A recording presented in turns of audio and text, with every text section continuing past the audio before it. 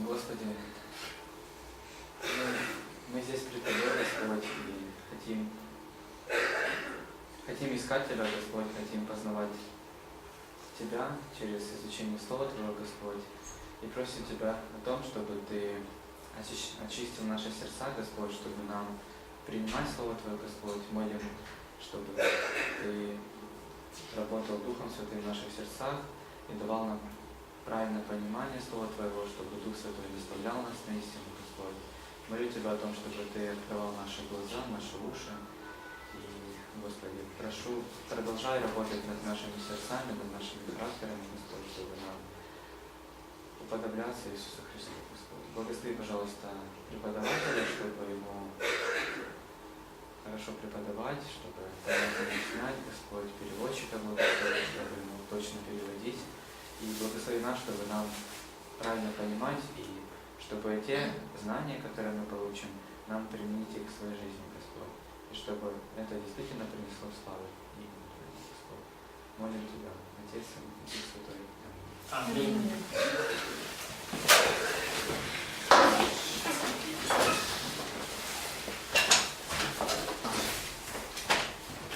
Should we study Proverbs this morning? Будем ли мы изучать, должны ли мы сегодня изучать притчи? Экклесиаст. Экклесиаст. Экклесиаст. По порядку. What's the answer? Какой ответ? Экклесиаст. I think Proverbs is wiser, chronology. Okay. We'll study Proverbs. Мы изучим притчи.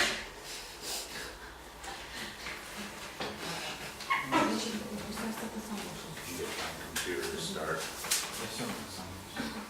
Депрессия все выходные, если мы будем сейчас изучать экклесиаст.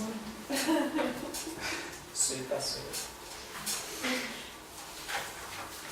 Как ваш сон? How did you sleep? Сегодня будем молиться? Will we pray for it? Погода. Anoint with oil and lay hands.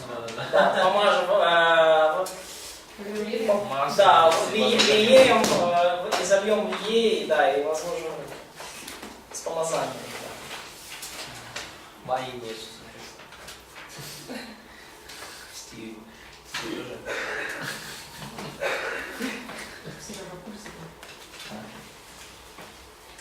Here it comes. You need a projector? Not right away. We'll let you know. I know I'm He ready has fire. for your spiritual gift. Yes, fire for ministry. Духовный дар. Я себе новый дар открыл, знаешь, никогда не знал это. Кнопочка нажимаешь. I have to remember to take pictures today, Мне надо было показать вам картинки сегодня.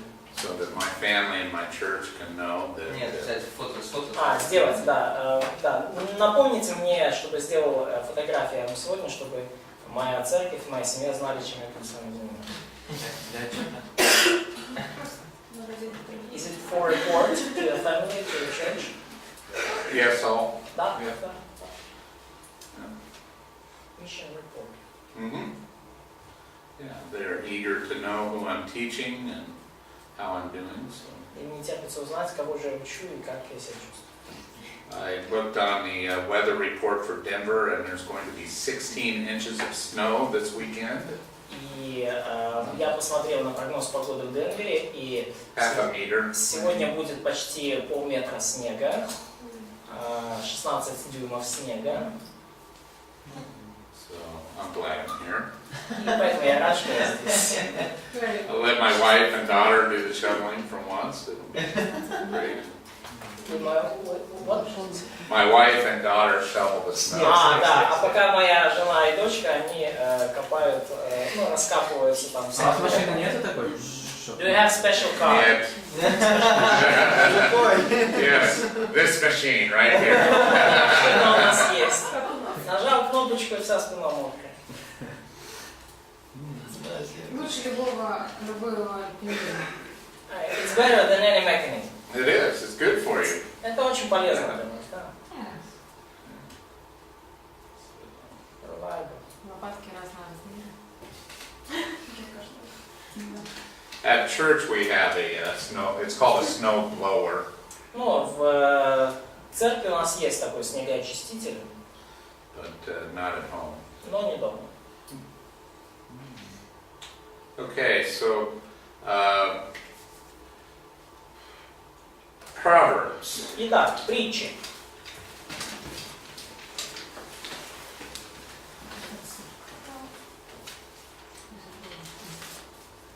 Proverbs is a book of teaching. И притчи — это книга учения, книга поучений. So that you take the short way and not the long way. Таким образом, чтобы вы по жизни не шли долгой дорогой, а прошли короткой дорогой. В плане, чтобы не петляли почем зря. Где попало. And it is meant for young people, И притчи предназначены для молодых людей, although it's never too late for anyone. но в то же время как никому не поздно и в более старшем возрасте поучиться из них.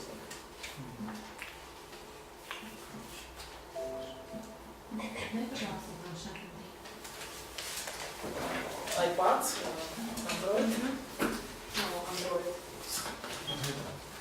iOS. iOS.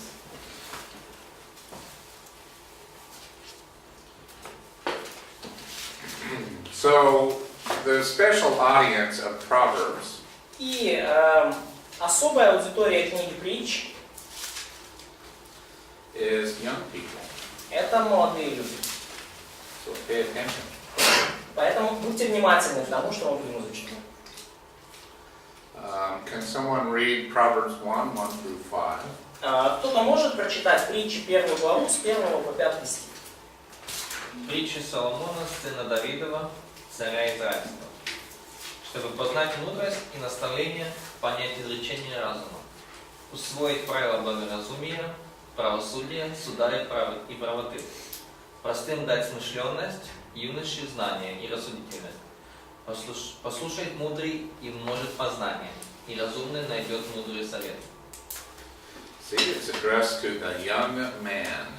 И видите, обращается эта притча к молодым людям, к молодым мужчинам. And he says to the simple. И он говорит также о простых людях в 4 стихе. So anyone can benefit. It doesn't matter the level of your intelligence. И каждый может получить пользу из этого наставления. Это не зависит от вашего уровня интеллекта. It doesn't matter how old you are. Неважно, насколько вы молоды или уже в зрелом возрасте. Although the younger you get these lessons, the better off you are. Но чем раньше вы усвоите эти уроки, тем лучше вы справитесь вообще по жизни.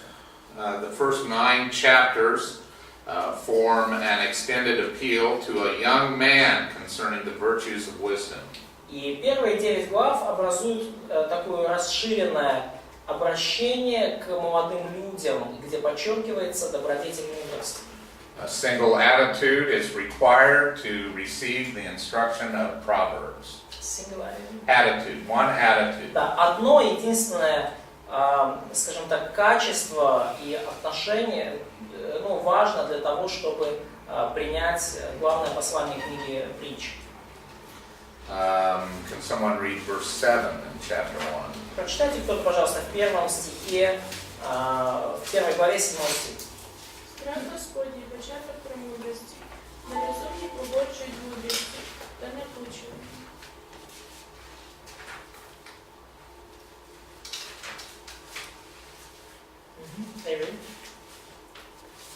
Okay. So what is required? What is the one virtue that opens up all the others from that verse? Что мы из этого стиха видим? Что требуется? Какая добродетель, одна добродетель, открывает дорогу всем остальным? Бояться Бога. Fear of Fear God. of the Lord. Fear of the Lord. What does this mean, fear of the Lord? И что это значит, страх Господень? Страх Божий. Удаляться от зла. To rid of evil. Повиноваться Слову Бога. To obey the word of God. Это благоговейное отношение к Богу. So it's attitude to God, so kind of awe before all before God. Does it mean to be afraid like this? Значит ли это бояться вот так? Yeah? Это не эмоции. So it's not a kind of emotion. Okay. How about respect? Как насчет уважения, почитания?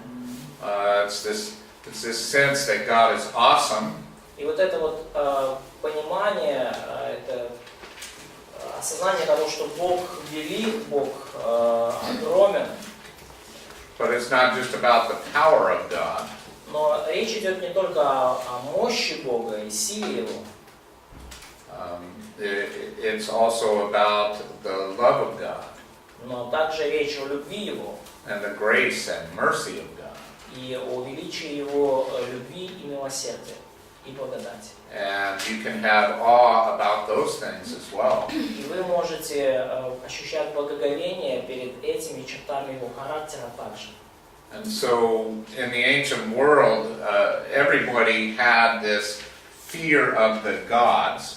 И в древнем мире у всех был своего рода страх перед богами. So that the gods could mess up your life completely. Потому что боги могут вашу жизнь превратить в полный беспорядок. Here you are walking along innocently, and all of a sudden a god spies you out and thinks, I'm going to ruin that guy. Потому что вы могли себе идти по жизни, ничего не делаете, ни в чем не виновны. И тут вы попадаетесь богам на глаза, они смотрят и говорят, я просто уничтожу жизнь этого человека, я разрушу его жизнь. Who knows the story of ancient Oedipus? Do you know that story? Кто знает историю древнего Эдипа? Греческая история, миф об Эдипе. From ancient Greece. Это из древнегреческий миф. Царь Эдип. It's really terrible. История ужасная. And in the end, the gods decide that when he's born, that he is going to murder his father. Боги решили уже при его рождении, что он убьет своего отца and sleep with his mother. И будет спать со своей матерью. And his father takes him out onto a mountainside. И его отец взял его с собой в горы. As a little baby. Когда тот еще был совсем мальчиком, совсем ребеночком. And drives a spike into his foot.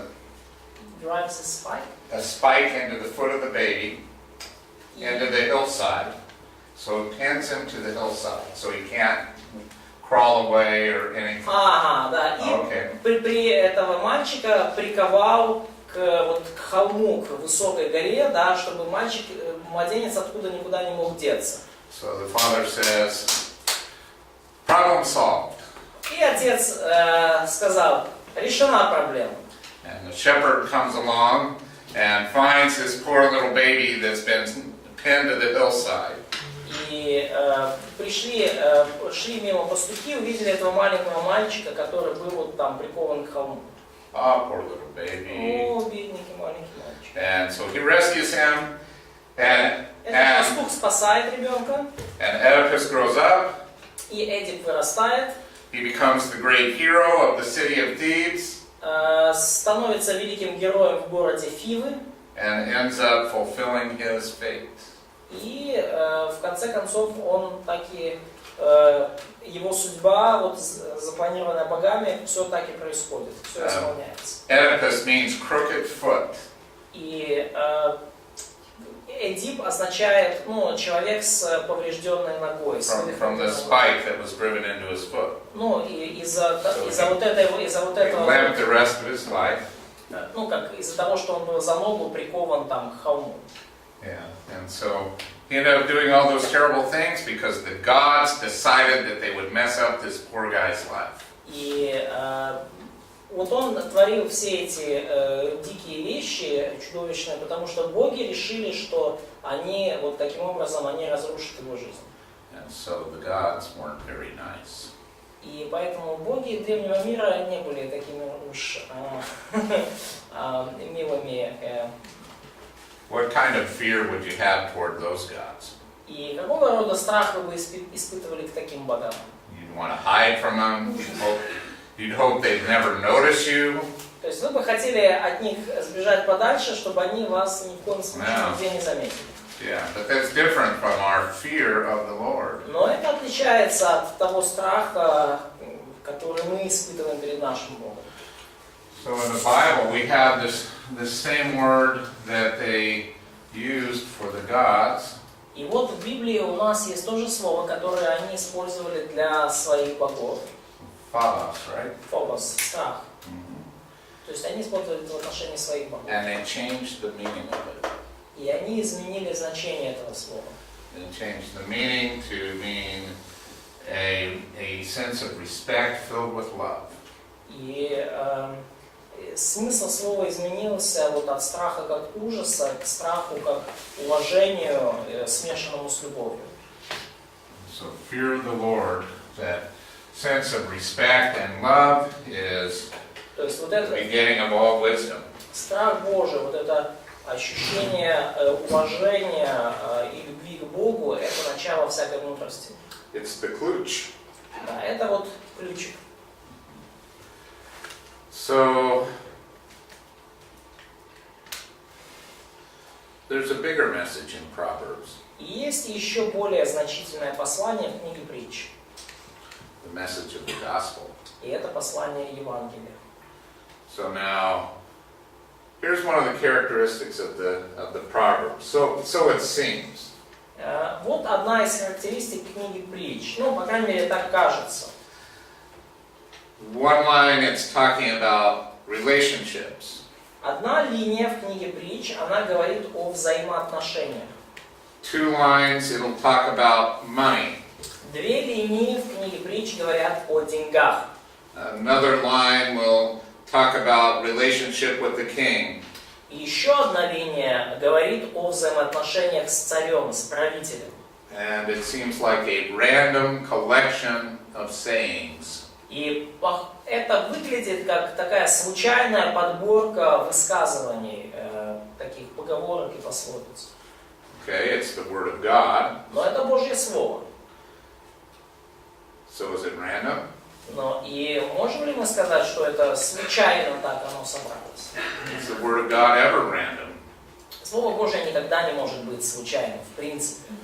Do you think that Solomon collected these proverbs and just kind of splattered them together in some random way? Ну, то есть можете ли вы представить, что Соломон собрал все свои высказывания и просто там в кучу их смешал как-то, ну, совершенно случайно, бессистемно? Or do you think that he collected them in a very purposeful way? Или вам кажется, что он их собирал с какой-то очень с ясной целью, то есть и очень систематично это сделал?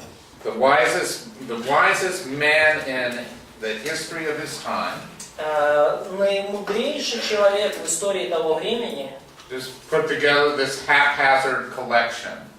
неужели мог он собрать вот эту беспорядочную, обрывочную коллекцию высказываний? Think it happened that way? Думаете, что это так получилось? Not very likely. Маловероятно. So we have here a collection of proverbs with a purpose. И у нас здесь есть вот этот сборник притч, высказываний, собранных с определенной целью. So yesterday we learned a little bit about Solomon, И вчера мы немножко уже узнали с вами о Соломоне. the tragic story of his first wife, Трагическая история, которая случилась с его первой женой. and we learned also that he was the greatest man of wisdom in his time. И мы также узнаем, что он был наимудрейшим человеком своего времени. And also that there was a period of his life when he didn't act very wisely. И также, что был в его жизни период, когда он поступал не слишком мудро. To say the least. Но это если очень мягко сказать.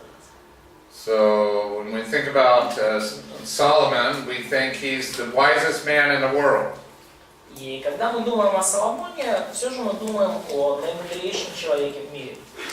And didn't people come from all over the world to consult with him? И как вы думаете, приходили ли люди со всего мира, чтобы проконсультироваться, посоветоваться с ним? I mean, people came from all over the world. Да, и мы знаем, что люди приходили действительно со всего мира. And so he put together a book. И он собрал книгу, он написал книгу. And it's the book of Proverbs. И вот это книга притч. And he would give this book to people И вполне возможно, что он эту книгу просто давал людям. and say there's lots of wisdom in here about how to live life. И говорил, что, вы знаете, здесь в этой книге очень много мудрости о том, как прожить хорошую жизнь. And so they would come and they would see his home and his gardens. И эти люди приходили, они видели его дом, они видели его сады, They would see his servants and his kingdom. видели его слуг, видели его царство. They would observe his wealth and his wisdom of every kind. Они наблюдали за его богатством и за его мудростью во всех отношениях. And they would say, I want to be just like him. И они говорили, я хочу быть как он. And he would say, well, here's how to live this way. And he would give them this book of Proverbs. И он тогда говорил, ну вот так можно стать таким, как я, вот так можно жить подобным образом. Вот книжка притч, почитайте. And it would give a little message about money and relationships. And then there would be just one line about how we're all sinners. И в этой книге было много написано о взаимоотношениях между людьми, о деньгах. И там была одна небольшая также линия о том, что какие мы все на самом деле грешники. And then he would have another line about relationships and money И снова была еще одна линия о деньгах, об отношениях, and the king. о царе. And then he would talk about how God has a son. И потом он снова говорит о том, что у Бога есть сын. And this would go on, and in the end, you have a gospel message. И все это продолжается, и в конце у вас есть повествование Евангелия. And so I'll show you the gospel message in the book of Proverbs. И я покажу вам послание Евангелия в книге притч.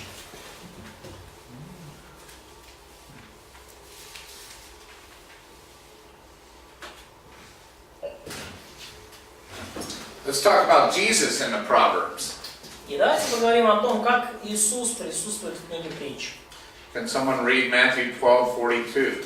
А может ли кто-то прочитать Матфея 12:43?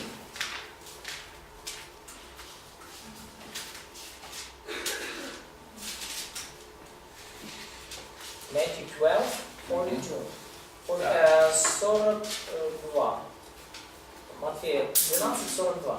Царица спільний на суд стане з родом отцем, і засудить його, бо вона з кінця світу прийшла Соломонову мудрість послухати.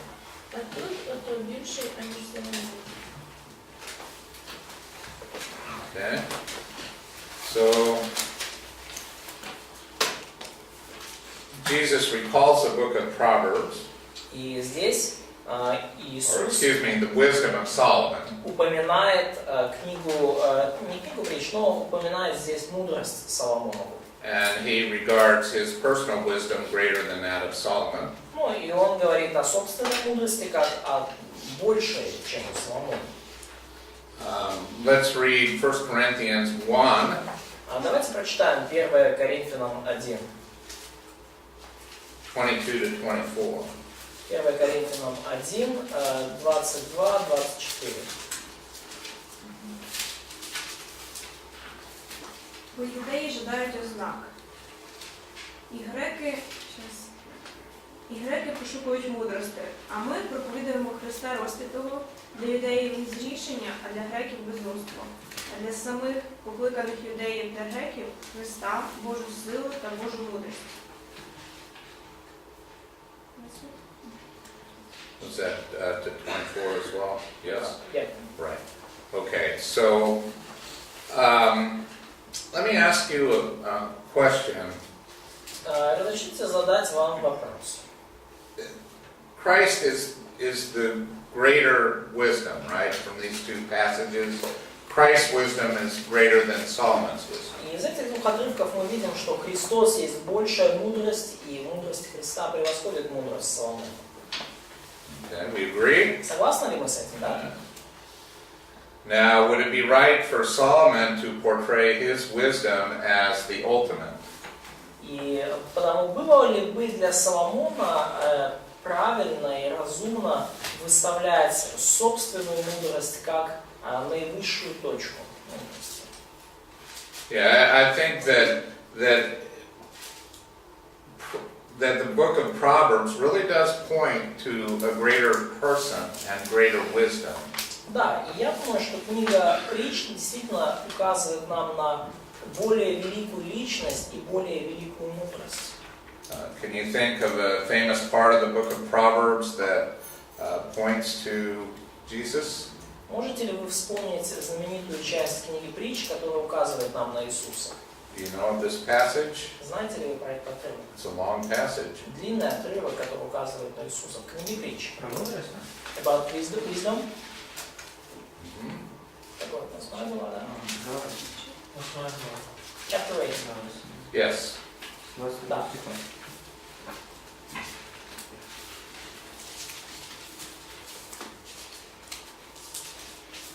Какая глава? 8.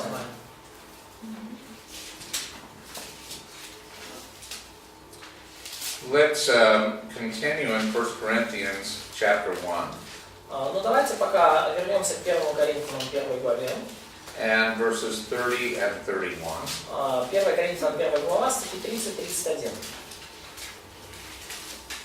А з нього ви в Христі Ісусі, що став нам мудрістю від Бога, праведністю ж і освяченням і відкупленням, щоб було, як написано, хто хвалиться, нехай хвалиться Господом. Спасибо. So, Christ is the unfolding of the wisdom of God in a human being.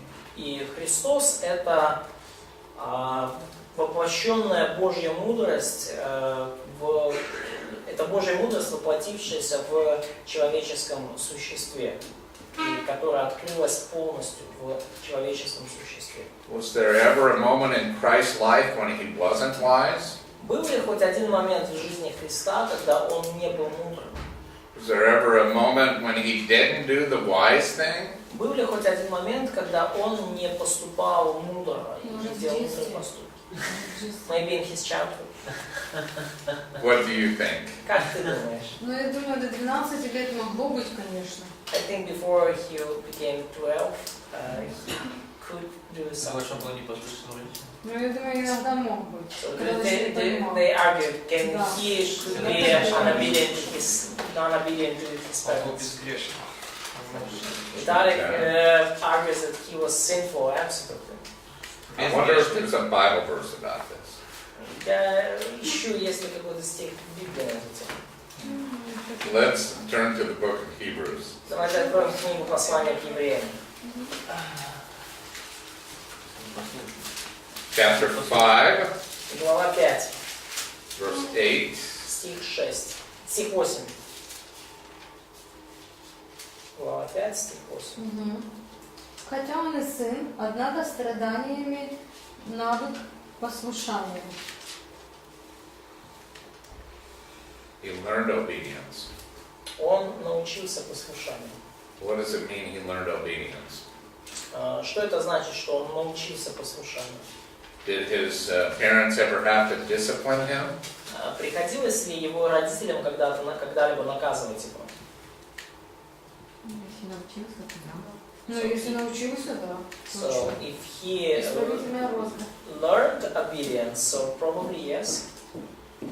Can you learn something and do it right the first time? Можете ли вы чему-то научиться и сделать это правильно с первого раза?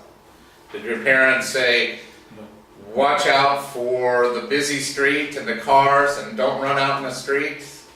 И, например, вам родители говорят, берегись, там, где, когда на улице движение оживленное, и не выбегай на улицу. And so I think that most of you learned that right the first time. И я думаю, что большинство из вас этому научились с первого раза. They didn't need to discipline you, but you learned the lesson. То есть им не приходилось вас наказывать, вы поняли это без grows. Yeah, so I think that Christ did it right the first time, every time. Я думаю, что Христос на самом деле делал все правильно с первого раза. После первого, скажем так, урока.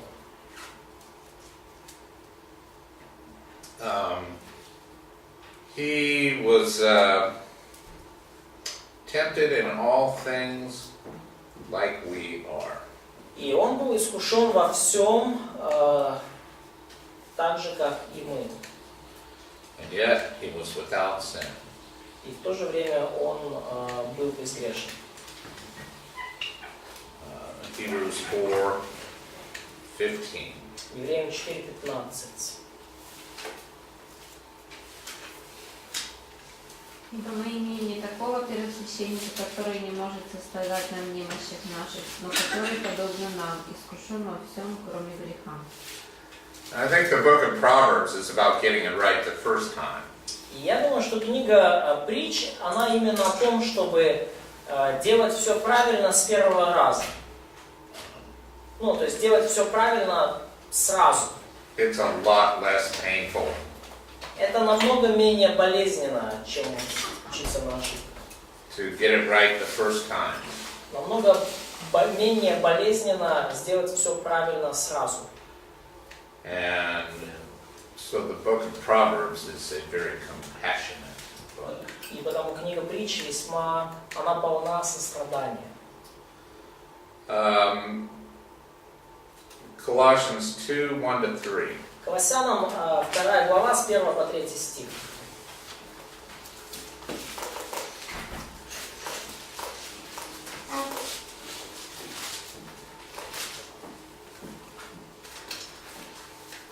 Желаю, чтобы вы знали, какой подвиг имею я ради вас, и ради тех, которые в Ладикии и Иераполе, и ради всех, кто не видел лица моего плоти, дабы утешились сердца их, соединенные любви для всякого богатства совершенного разумения, для познания тайны Бога и Отца и Христа, в котором сокрыты все сокровища премудрости и видения. Okay, so in whom are hidden all the treasures of wisdom and knowledge. Итак, в ком сокрыты все сокровища премудрости и ведения? In Christ. In Christ.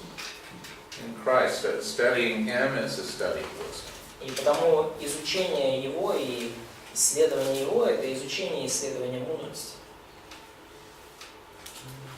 Let us now compare Proverbs 8:22 and John 1:1-3. Давайте сейчас сравним притчи, 8 глава, 22 стих, с Иоанна 1 главой, первыми 3 стихами. Итак, притча 8 глава, 22 or... Just 22. Да. Значит, притчи, 8 глава, только 22 стих. И первые 3 стиха 1 главы Евангелия от Иоанна. Господь имел меня началом пути своего, прежде созданий своих исканий. Сейчас современно прочитаю.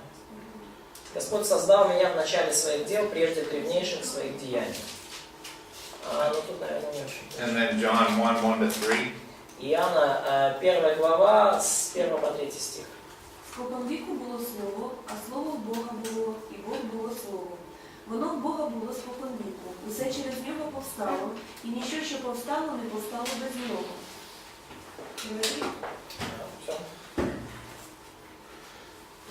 Is this the same person? Похоже ли это на одну и ту же личность? There is some little misunderstanding in modern Russian translation in Proverbs. So, what's the word here? God, in English, it's God. The Lord possessed me at the beginning of His way. In one of the Russian translation, it's God created me in the beginning of His works. No, He possessed me. So, we could always just look at the Hebrew. That's the smart thing to do. So, То есть у нас есть небольшое, ну, скажем, Yeah, it's to possess. да, вот это слово, да, Господь имел, да, меня, потому что которое в современном переведено как создал меня, но на самом деле оно, ну, имеет смысл именно Господь обладал мною, Господь, ну, то есть владел им. It's kana. Kana, do you remember Adam and Eve's first son was Cain? Помните, да, вот это слово еврейское «кана», если помните имя первого сына Адама и Евы. And Eve says, I've gotten a man. И Ева назвала его потому, что она вот думала, что приобрела человека от Господа. Ну да, от Господа. And so it's to acquire something, to get something. И это, то есть именно вот это слово «кана», оно означает что-то приобретать, что-то иметь. Yeah, so the Lord Получать. possessed me from the beginning. То есть и смысл именно в том, что Господь обладал, имел, владел мною с самого начала. By the way, you want to see something neat from Genesis 4:1? И, кстати, Off topic. Just for a moment. отклонение от темы, значит, так сказать, просто от Бытие 4.1, давайте откроем. 4.1, yes? Бытие 4.1. І пізнав Адам Єву, жінку свою, і вона завагітніла і породила Каїна, і сказала, а була чоловіка у Господа. So what's it saying in Russian? И что здесь говорится в русском? I've got the man child from the Lord. Okay. Let's, Vitaly, can you turn on the screen here? Послужи нам своим даром. Черное. Okay. Включи. Spiritual gift. Да. There we go. Wow, a miracle. Spiritual gift. Чудо. Человек проявляет духовный дар. Yeah. So, read. Who has their Hebrew Bibles? У кого есть еврейская Библия? Grab a Hebrew Bible. We have tons of it. Okay. Yes. Okay. Надо сказать, что мы знаем это. But we know this. If there is a man who is God, some teachers already spoke it to them. Oh, okay. So they've already addressed this, huh? Yeah. То есть, что вы знаете? Человека Господа. So, the man who is Lord, yes? Well, it's close to that. Почти. So here it is. It says, I have gotten a man, the Lord. Да, то есть, я приобреваю человека от Господа. Yeah. Somebody already taught that. That's great. Кто-то вам уже это преподавал, и это великолепно. Who taught that to you? Кто это вам преподавал? Сам Джим. Джим Майерс. Oh, really? Okay. Мистер Джим Майерс. He's a pretty good source. Он очень хороший источник информации. Uh-huh. И что? And also Mark Mas. He's also a pretty good И guy. он тоже отличный человек. And you. So 3 good guys. Да, Now you know it's true. 3 классных парня. Вот теперь вы уже точно знаете, что это истина. So Mark is my good friend. Марк мой хороший друг. I see him several times a year, even though he lives Я thousands of miles away. вижу с ним где-то несколько раз в году, несмотря на то, что он живет за многие мили от меня. Yeah. And his daughter and my son live in the same town. Его дочка и мой сын живут в одном городе, So we meet there from time to time. и поэтому мы встречаемся вместе с семьями время от времени. Yeah. So where Todd Kennedy pastors. Where Todd Kennedy is a Да, pastor. мы встречаемся в городе, где Тодд Кеннеди пастор. И что там Кеннеди, да? Все вместе. So we talk that's on such occasion that the world is really tight place, or that the world is big village. It is. Yeah, it is in this case.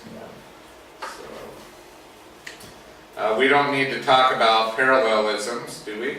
Да, нам, я так понимаю, не нужно особо говорить про параллелизмы, да?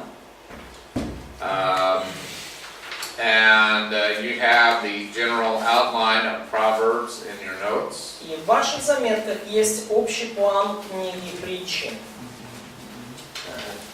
But I do want to show you this neat chiasm.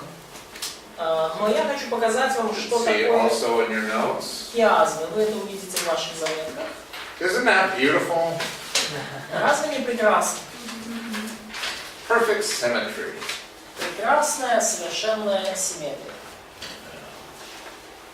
And so this is chapters 1 through 9.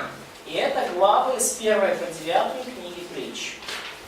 So if I asked you on the final exam, what kind of parallelism is chapters 1 through 9? Could you answer me? И когда я вас спрошу на последнем экзамене, какого рода параллелизм мы встречаем в первых 9 главах Притч, что вы мне ответите? What is it?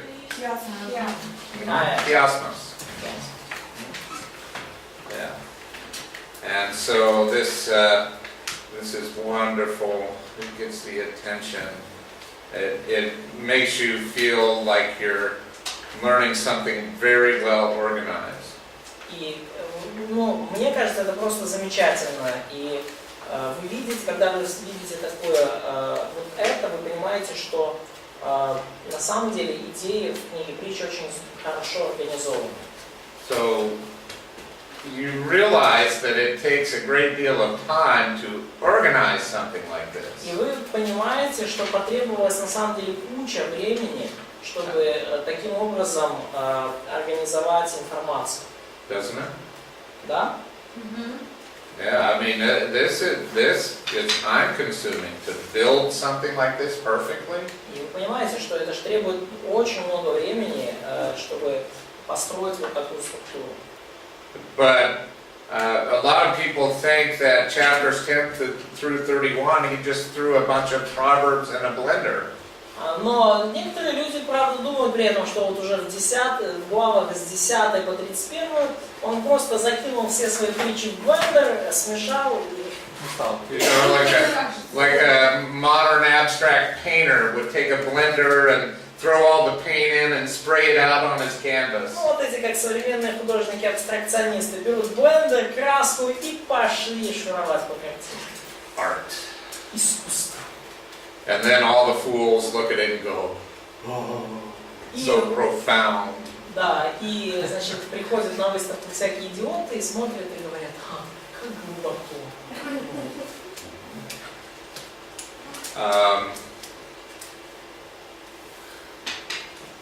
Do you understand about code breaking? Like when someone encrypts a document into code for military, and then they have to decrypt it?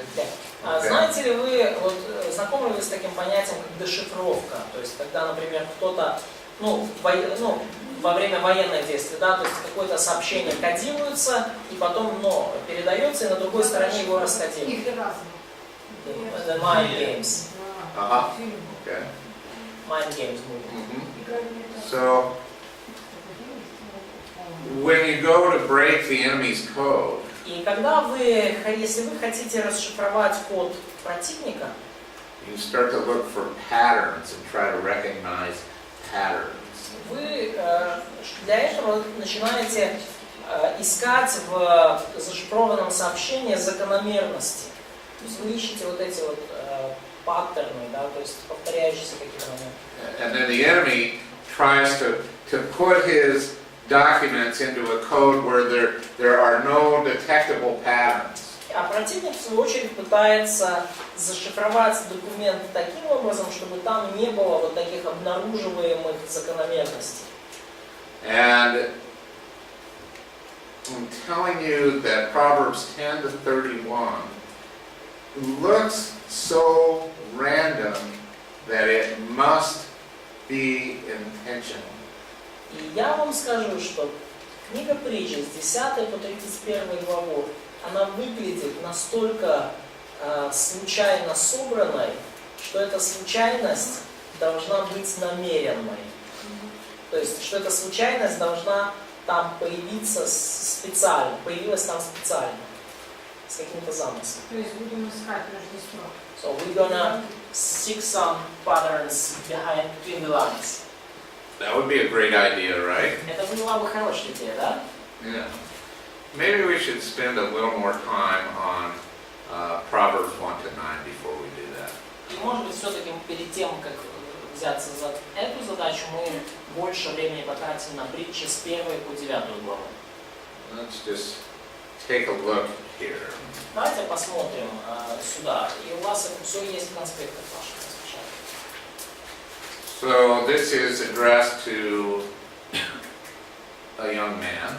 И это адресовано молодым мужчинам, юношам. And therefore, no women ever have to worry about anything in Proverbs 1 through 9. Поэтому вам, сестры, вообще не надо ни о чем беспокоиться, вообще не принимайте близко к сердцу притчи с 1 по 9. Ignore it. Забудьте. Yeah, just Игнорируйте. don't worry about it. Не волнуйтесь. God doesn't want you to know anything in Proverbs 1 through Бог не 9. хочет, чтобы вы вообще что-то знали в притчах с 1 по 9 главу. Нужно иметь сыновей наставлять. А? Сыновей же надо наставлять. But we will need to instruct our sons also. Sure. Да. Okay. So let's see. Ну, давайте посмотрим. Here and here В 1D и в 2D, and here и в 2G, and here. и в 2I. It talks about bad women. Говорится о нехороших женщинах. Is there anything you could apply from that? Можете ли вы какое-то применение вывести из этого? Like you're not really that worried about avoiding bad women. So, you say, You're a woman.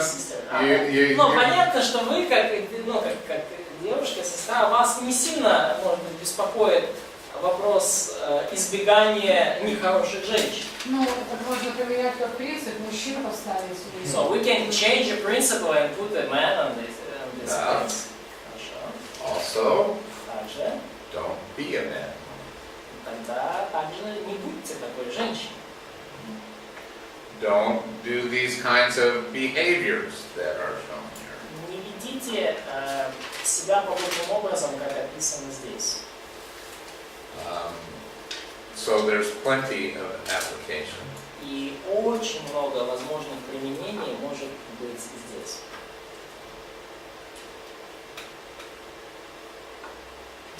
Let's look at Proverbs 5. Давайте посмотрим на притчи 5 главу. We might as well get something out of this, right? А? We might as well get something out of this. Да, то есть потому что из нее мы также можем вынести много интересных уроков.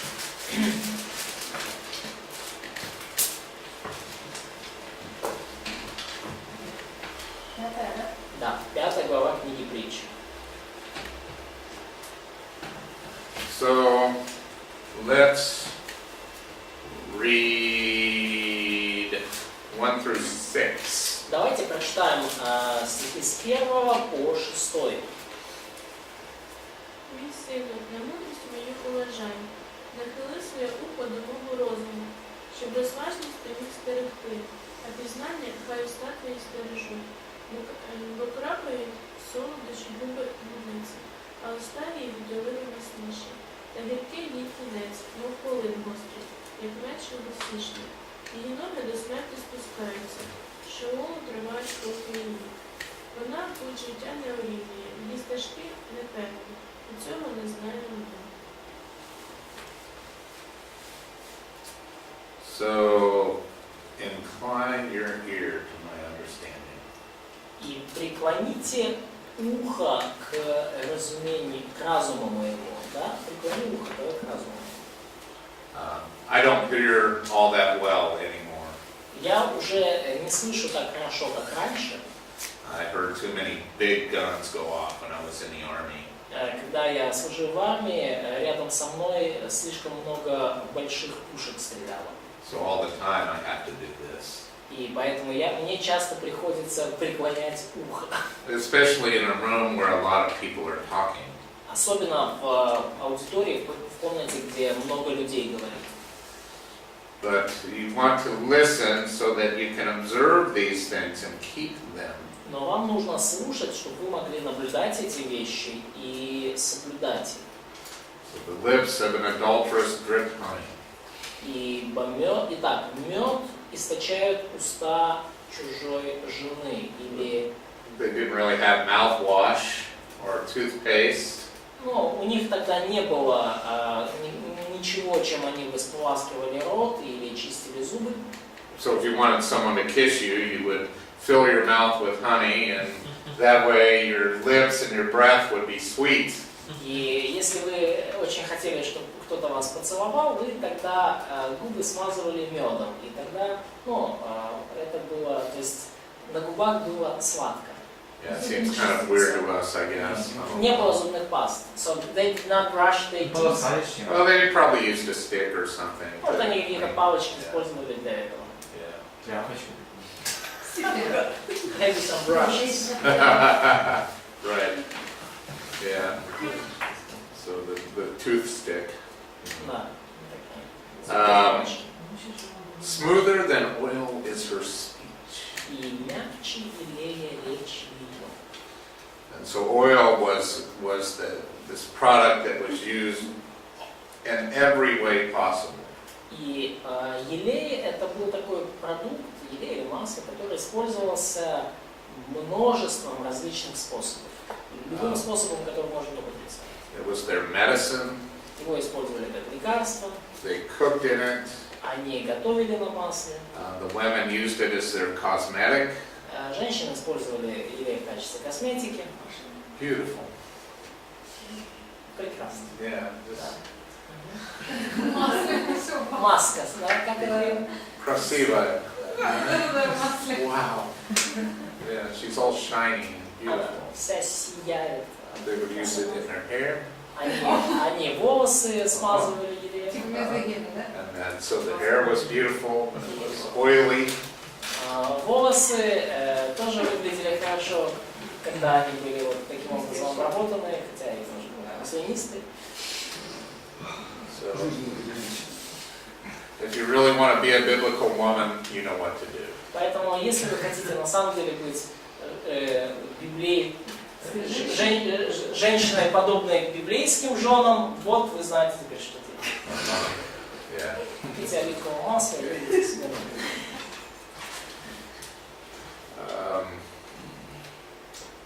In the end, she's bitter as wormwood. Но в конце концов, она горька, как полынь. So I understand that Chernobyl is a word that also means wormwood, right? Да, и насколько я знаю, Чернобыль, да, буквально это означает, да, полынь. She's a leaking nuclear reactor. То есть, и вот можно сказать, что вот такая женщина, это как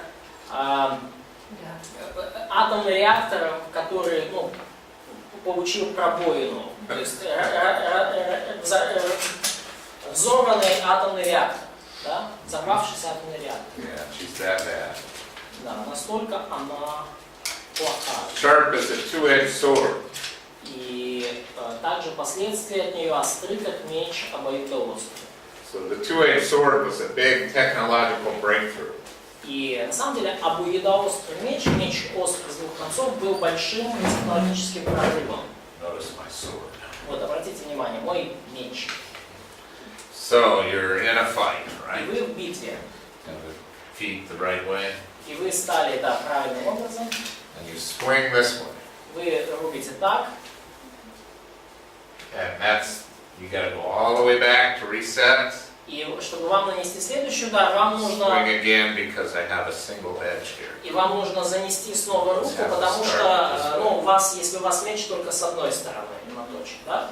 And now we can go this way. А теперь у нас обоюдоострый меч. Like a scythe. И, Back and forth. и теперь я уже могу рубить и вперед, и назад. То есть каждый раз. Мне не надо снова заносить руку для удара. And at the very tip, it's the sharpest point. А на конце, на острие меча, там наиболее острая точка. Where with a single-edged sword, the tip wasn't necessarily that sharp. И With a two-edged sword at the tip, it's very sharp. И когда были мечи наточенные с одной стороны, то кончик острый не обязательно был самой острой точкой. Даже с обоюдоострым мечом кончик острее был наиболее продвинутым. There's no good side to the woman of adultery.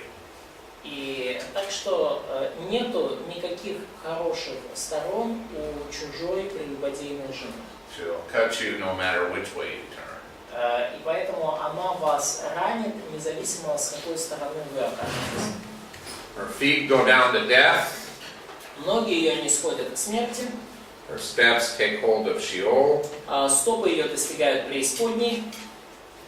She does not ponder the path of life.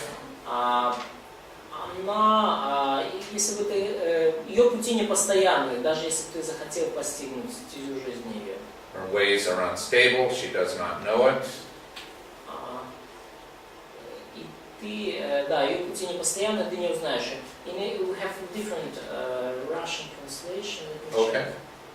Ага, ну более соответствует английскому новый русский перевод. О стезе жизни она не думает. Да, то есть, so what's the right in Hebrew? So she does not ponder the path of life. She does not meditate about the ways of life.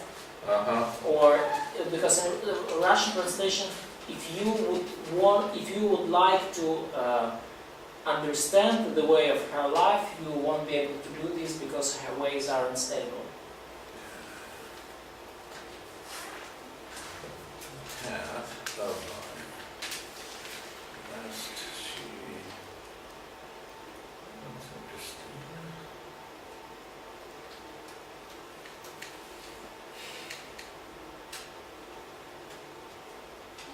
То есть вы поняли, да? Как украинский? 6 стих. Вона путь життя не урівнює, її стежки не певні, і цього не знає вона. Oh, it's like considering the two options, like a scale. You know, on one hand this, on the other hand this.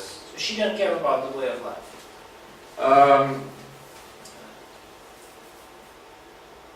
She doesn't. Well, it's let's see. Yeah, she does not consider. Yeah, she does not consider the way of life. She doesn't. Да, то есть она, в принципе, ее путь жизни не заботит. Вот, ну, правильное, скажем так, звучание 6 стиха. То есть синодально в этом плане подкачал. Современные, более точные, о стезе жизни она не думает. Кривые ее тропы, а она и не знает. Right. So on the surface, she's beautiful and appealing. То есть, как бы с первого взгляда, так сказать, на поверхности, она прекрасна и весьма привлекательна. Underneath the surface, she's death and Sheol.